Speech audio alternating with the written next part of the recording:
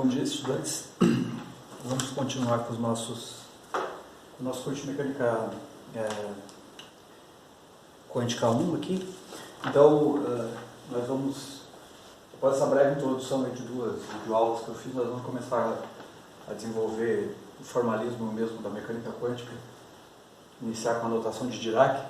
Só como introdução aqui, a gente viu na aula anterior, né, quando você pega, por exemplo, o problema da partícula no poço de paredes infinitas aqui, né, a equação de Schrödinger te leva a um espectro de energia quantizada, que depende do número quântico n quadrado aqui e das características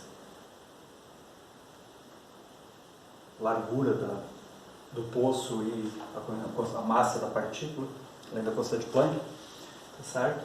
E as autofunções a gente determinou também.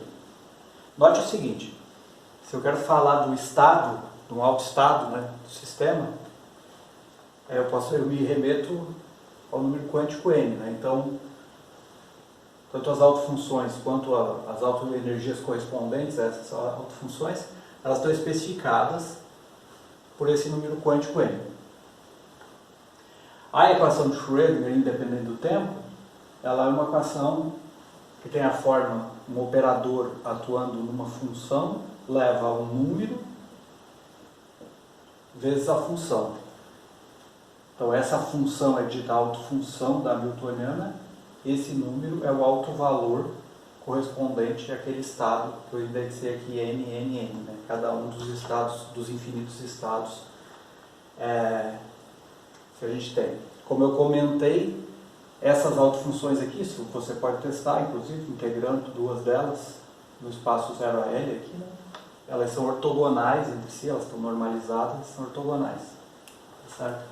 Se a gente remeter à álgebra linear, então, matematicamente, essa estrutura aqui é similar à estrutura que você tem quando você tem uma matriz que atua num vetor, isso gera um número vezes o vetor. Em álgebra linear, você diria que isso aqui é um autovetor desse operador, que é uma matriz, e esse número é o autovalor da matriz. Tirar autovalor de matriz é diagonalizar as matrizes, né? É claro que tem, se essa matriz aqui tiver propriedades certas, ou seja, se ela for hermitiana, né, esses vetores vão ser ortogonais entre si também. A dimensão desse vetor, né, ou seja, o número de colunas que ele vai ter, vai estar correspondendo à dimensão da matriz. E os autovalores vão ser provenientes da diagonalização da matriz. Então, de certa maneira, essas coisas têm uma estrutura semelhante. Okay?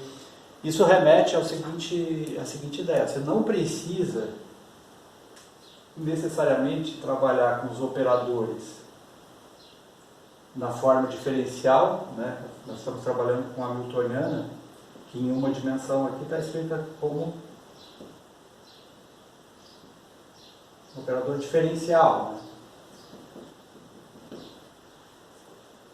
Então, nós podemos mudar a maneira de trabalhar e passar por uma formulação em que esses operadores da mecânica quântica possam ser expressos em termos, por exemplo, de matriz. Não é só essa questão. Como eu já mencionei, nem sempre o teu objeto de estudo tem um similar clássico, de modo que você possa escrever a Hamiltoniana clássica para depois passar ela para a forma de operador. Né? A Hamiltoniana clássica é cinética mais potencial, escrita em termos de H de Q e P. Nem sempre isso é possível porque algumas grandezas físicas não têm essa forma clássica, elas não existem classicamente, digamos assim, como por exemplo o spin. Então, essa formulação de função de onda e da equação de Schrödinger, escrita em termos de operadores diferenciais, ela é restrita, tá certo? Ela não é a mais geral possível. O que nós vamos desenvolver a partir daqui é uma notação mais geral. Depois nós podemos, a partir de uma notação mais geral, voltar para a representação mais antiga. Mas o contrário não é possível, né? Evidentemente. Então, para isso nós vamos começar a desenvolver a notação de Dirac, que é a notação que se usa em mecânica quântica contemporânea, que ela é muito mais prática para trabalhar e facilita muito fazer uma série de demonstrações e etc. Tá certo? Então nós vamos começar algumas definições aqui. Primeiro nós vamos falar do que são espaços de Ketch. Espaço de Ketch. Então o espaço de Ketch é um espaço vetorial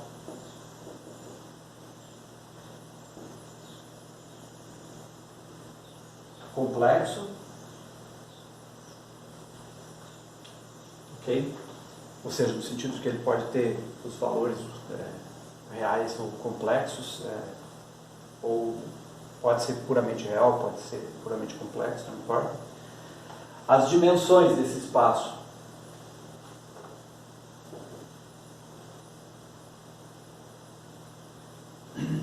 vão ser definidas pelo sistema, né?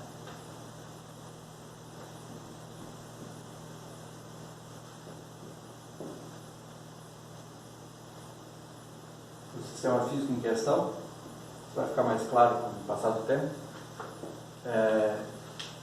Você pode ter um espaço vetorial infinito ou espaço vetorial de dimensão 2, por exemplo, dependendo do sistema físico que você está estudando. No caso do spin meio, spin do elétron, você vai ter um espaço de dimensão 2 se você restringir os seus graus de liberdade só para a questão do spin.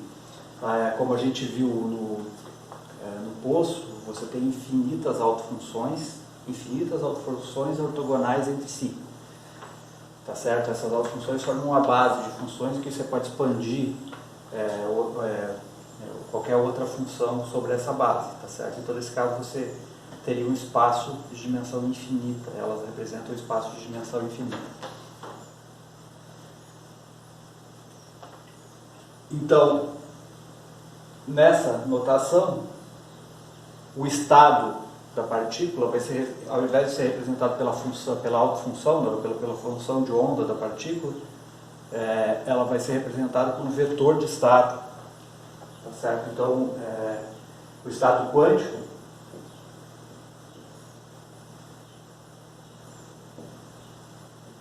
representado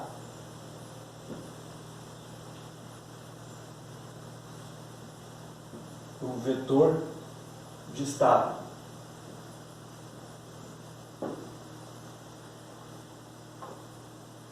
Ou, às vezes, nós chamamos de Ketch de estado. E a notação é alfa. Então, barra esse símbolo aqui com alfa, ou N, ou B, seja lá o que for, né?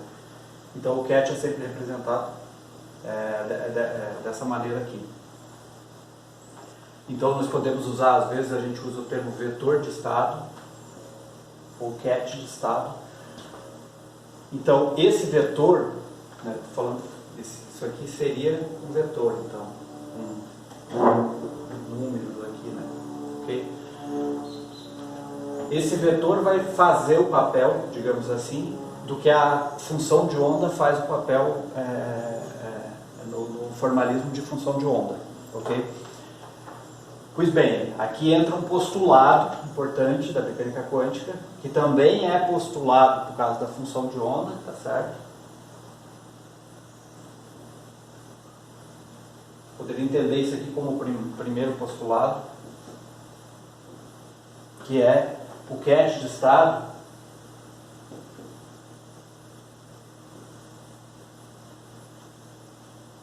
contém toda a informação física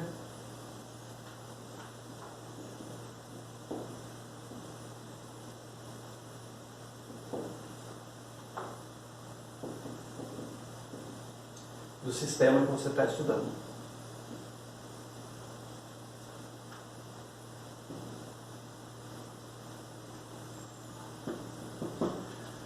Ok.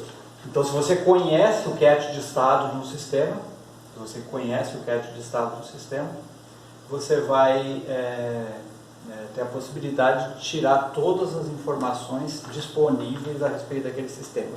Todas as informações quanticamente disponíveis a respeito daquele sistema. Existem informações que você não pode tirar porque elas não são disponíveis para um sistema quântico, tá certo? Mas as demais, ou seja, todos os valores esperados, toda a informação física possível, todas as perguntas que façam sentido dentro do contexto da mecânica quântica, vão estar, de alguma maneira, contidas como informação dentro do cat de estado. Isso é válido também para a função de onda. Então, vamos começar a dar uma olhada nas propriedades do cat de estado.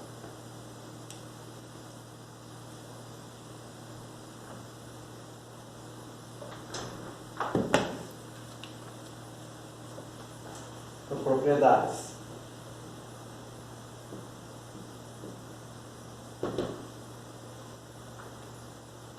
Então nós estamos falando de um espaço vetorial complexo, né? Isso já está estabelecido. Então você pode somar cats de estado, como se soma vetores no final das contas. Somar alfa igual alfa mais beta, como se for isso aqui vai te dar um cat que eu vou chamar aqui de gama. Okay? Então a soma de dois cats de estado dá um novo cat de estado. Eu posso multiplicar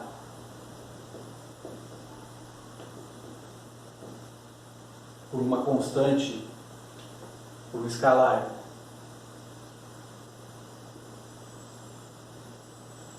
C, que pode ser real ou complexo, de modo que C vezes alfa é igual a alfa vezes C, ou seja, não importa a posição que você está multiplicando essa constante C.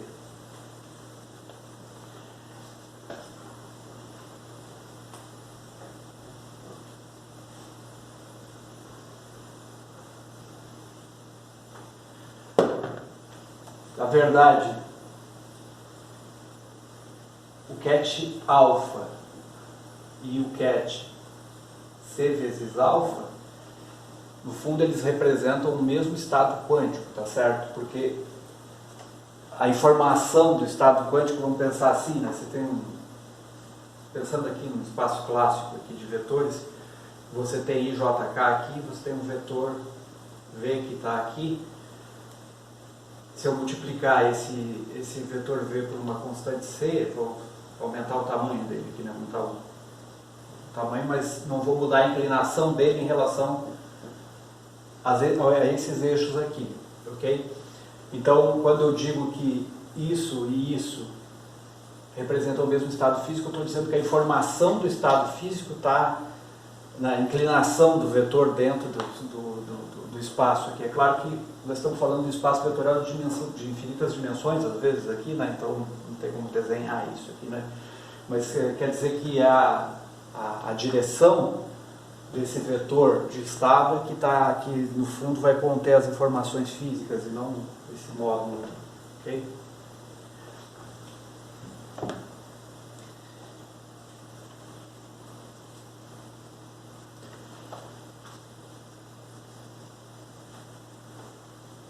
As grandezas físicas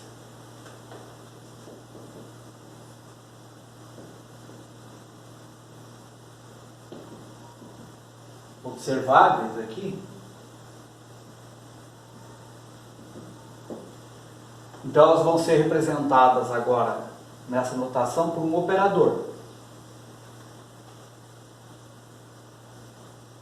Não observáveis também, você pode ter um operador que seja um não observável.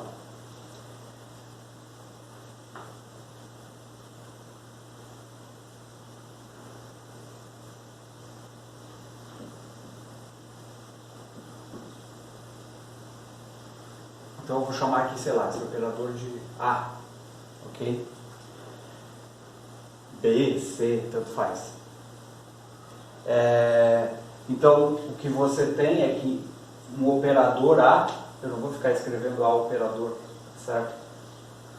quando atua no cat alfa aqui, essa operação eu escrevo diretamente. Então aqui eu estou dizendo A vai atuar em alfa. Essa operação a gente escreve diretamente A alfa, tá certo? Em geral, essa operação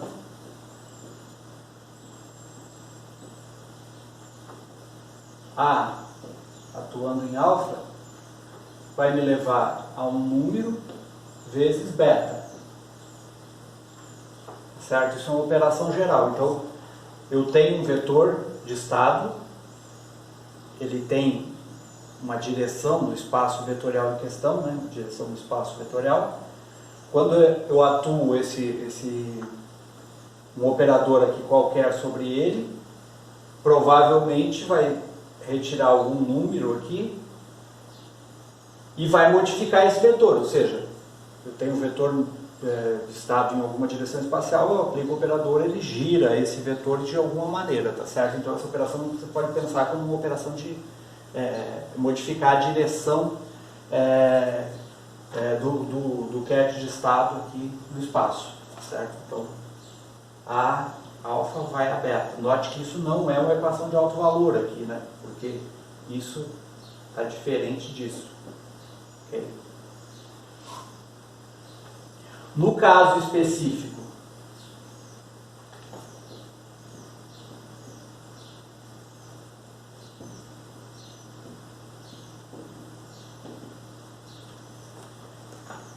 em que A atua em cat alfa qualquer, me leva a um número vezes alfa, então aqui sim nós temos uma equação de alto valor. Operador atuando em vetor gera número atuando em vetor. Então, quando você tem a operação de alto valor, né, a forma de falar é, você tem que alfa é um AutoCat do operador A, se isso aqui ocorrer, e que o número que está ali aparecendo é o alto valor do operador A, tá certo? Eu poderia ter que B atuando em alfa fosse um outro número aqui, C vezes alfa. Isso também seria uma operação de alto valor. Então, nesse caso, alfa também é AutoCat de B, só que com alto valor C. Ok? Então, ele seria, nesse caso, simultaneamente AutoCat de A e B. Isso pode ocorrer.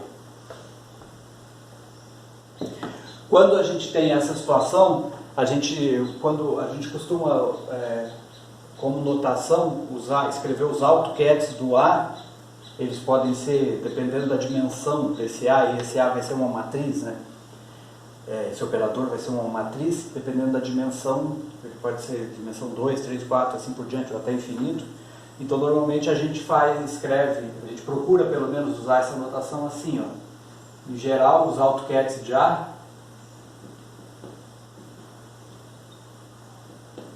a gente vai representar por AI, AJ, AK, etc. Né? O AutoCat 1, o AutoCat 2, o AutoCat 3. E os autovalores seriam AI, AJ, AK e assim por diante, tá certo?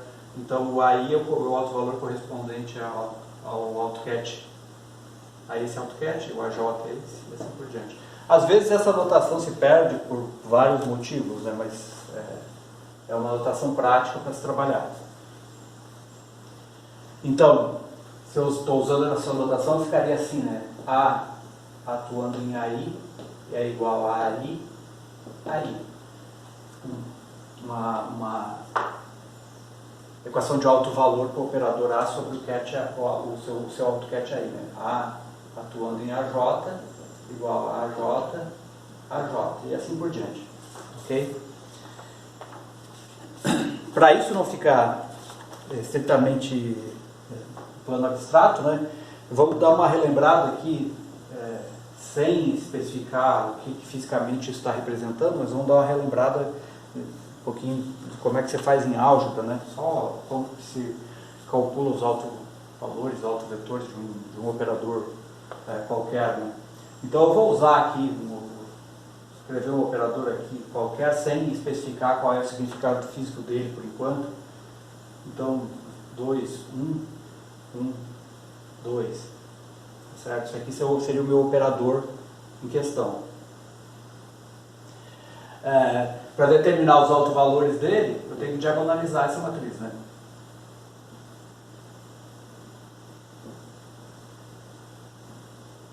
Para determinar os autovalores, tem que diagonalizar essa matriz. Que é tomar o determinante, todo mundo sabe fazer isso, né? Só para relembrar aqui, então você toma o determinante de 2 menos lambda, 1, 2 menos lambda, fazer isso igual a 0, né? Então, o determinante aqui, 2 por 2, né? 2 menos lambda ao quadrado, menos 1, igual a 0. Essa equação característica aí vai ficar lambda ao quadrado, menos 4 lambda, que vai dar 4 menos 1, 3, né? Mais 3, igual a 0. Então os meus lambda mais menos aí vão ficar 4 mais ou menos raiz quadrada de 16, né? 4 menos 12, né? 4 vezes 3, 12, sobre 2. Ou seja, eu tenho um lambda a mais, que é um dos autovalores, que vai dar, isso aqui dá 4, né? Raiz de 4, 2, então vai ficar, um lambda vai ficar igual a 3, o lambda mais, e o lambda menos vai ser igual a 1. Então esses aqui são os autovalores desse operador A. O que eu fiz foi diagonalizar a matriz, significa que essa matriz, toda matriz é uma representação, tá certo? Depois a gente vai ficar mais claro. Mas essa matriz, na forma diagonal, ou seja, na representação em que ela é diagonal, ela seria 1, 3, 0, 0. Certo? É isso que significa diagonalizar um operador. Porque eu diagonalizei, a forma diagonal dessa matriz é 1, 3, 0, 0.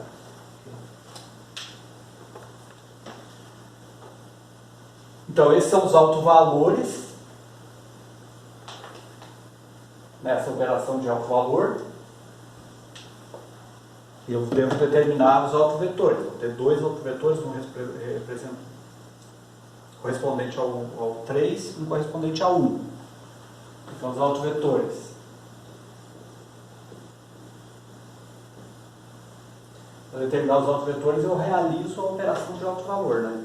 Então, eu tenho operador 2, 1, 1, 2, vezes um vetor aqui que eu desconheço, me leva a autovalor. Primeiro vamos calcular o 3, a 3 vezes esse mesmo vetor. Então, operador, autovetor, autovalor, autovetor. Ok? Então, fazendo esse produto aqui, eu fico com 2A mais B, 2A mais B, igual a 3A. Tem uma segunda, que é A mais 2B igual a 3B, só porque essas relações vão ser redundantes, né?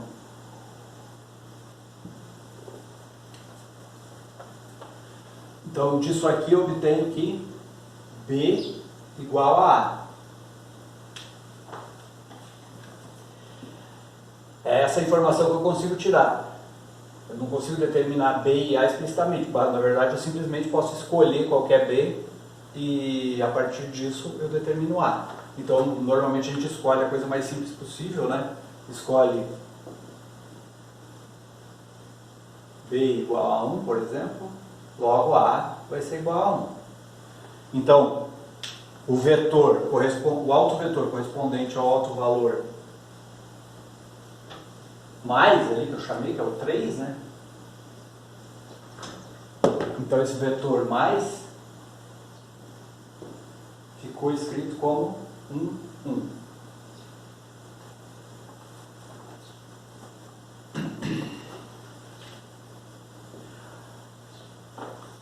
Já adiantando, né, a gente, assim como na função de onda, você, para trabalhar corretamente, você precisa normalizá-la, e você deve normalizar esses vetores também, né? Para chamar assim de vetor assim, né? Então, para normalizar, você precisa fazer que V, escalar V, né, seja igual a 1. Isso garante que a norma é igual a 1. Ou seja, eu multiplico isso aqui por um A, né, porque para poder normalizar, então eu vou ficar com A vezes 1, 1, assim que se faz produto, 1, 1, vezes A, né? Da mesma forma que aquela constante arbitrária que eu coloco na função de onda, né? Isso aqui tem que ser igual a 1, então isso aqui dá 2 vezes A quadrado igual a 1, significa que A igual a 1 sobre a raiz de 2. Okay? Um vetor de dimensão 2 vai ser sempre normalizado, bom, dessa maneira simples aqui, né? Tá certo? Então o V normalizado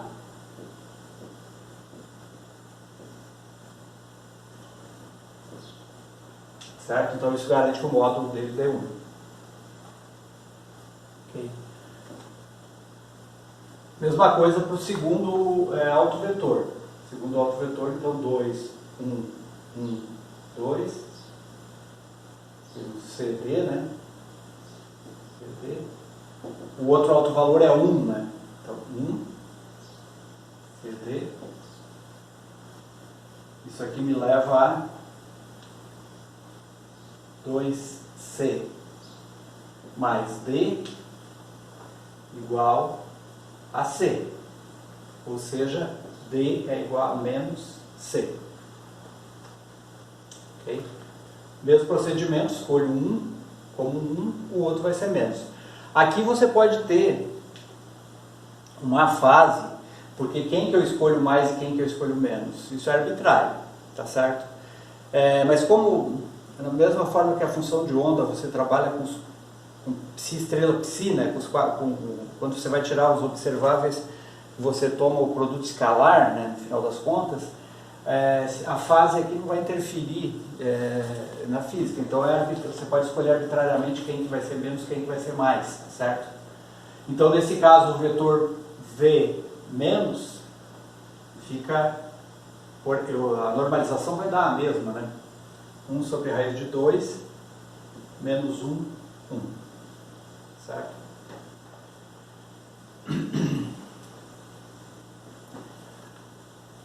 Note o seguinte,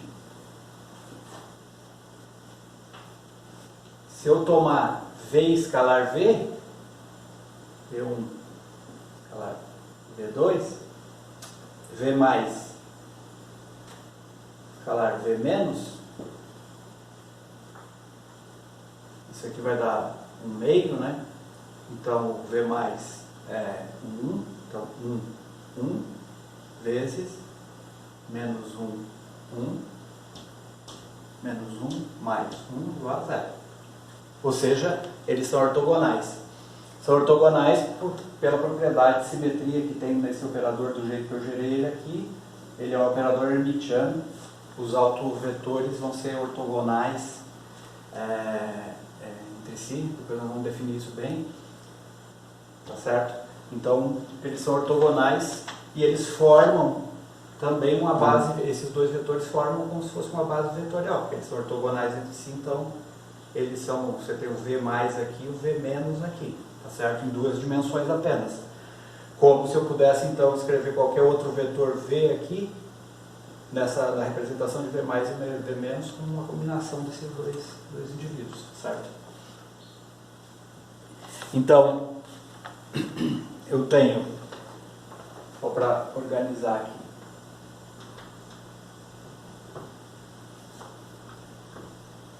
conjunto de, eu tenho definir um operador, então eu tenho o operador A,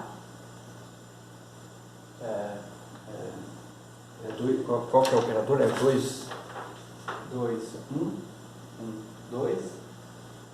Ele atua aqui num V mais, V menos, me leva a um lambda mais ou menos, V mais ou V menos aqui, dependendo do que você está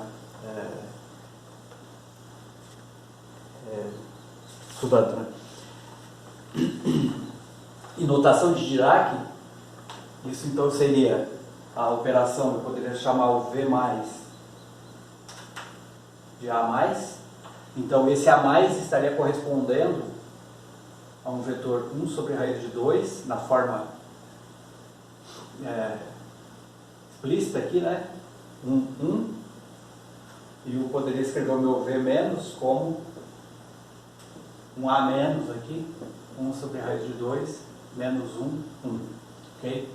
Então, esse vetor correspondente ao alto valor A mais igual a 3, e esse correspondente ao alto valor A menos igual a 1. Ok? Então, eu ficaria com as operações A atuando em A mais, me conduz a 3 vezes A mais. E A atuando em A menos igual a 1 vezes A menos. Ok? Como eu referi, esses autovetores de A são ortogonais entre si, tá certo? Um vetor alfa qualquer, então, poderia ser expresso, conforme aquele esqueminha gráfico que eu fiz, como um C mais A mais um C menos A menos. Ok? Uma combinação do vetor alfa seria um vetor que estivesse em qualquer lugar aqui, né? Lembrando que esses C mais e C menos podem ser complexos também, etc. Então aqui você teria um eixo, um A mais, um A menos, e esse alfa poderia ser representado com uma combinação desses dois vetores aqui, tá certo? E esses são os autovetores do teu operador A que foi definido, certo? Então isso é uma primeira introdução que eu vou gravar evidentemente várias videoaulas, né, para a gente ir aprofundando essa notação até chegar no como você faz a física usando essa notação, ok? Obrigado.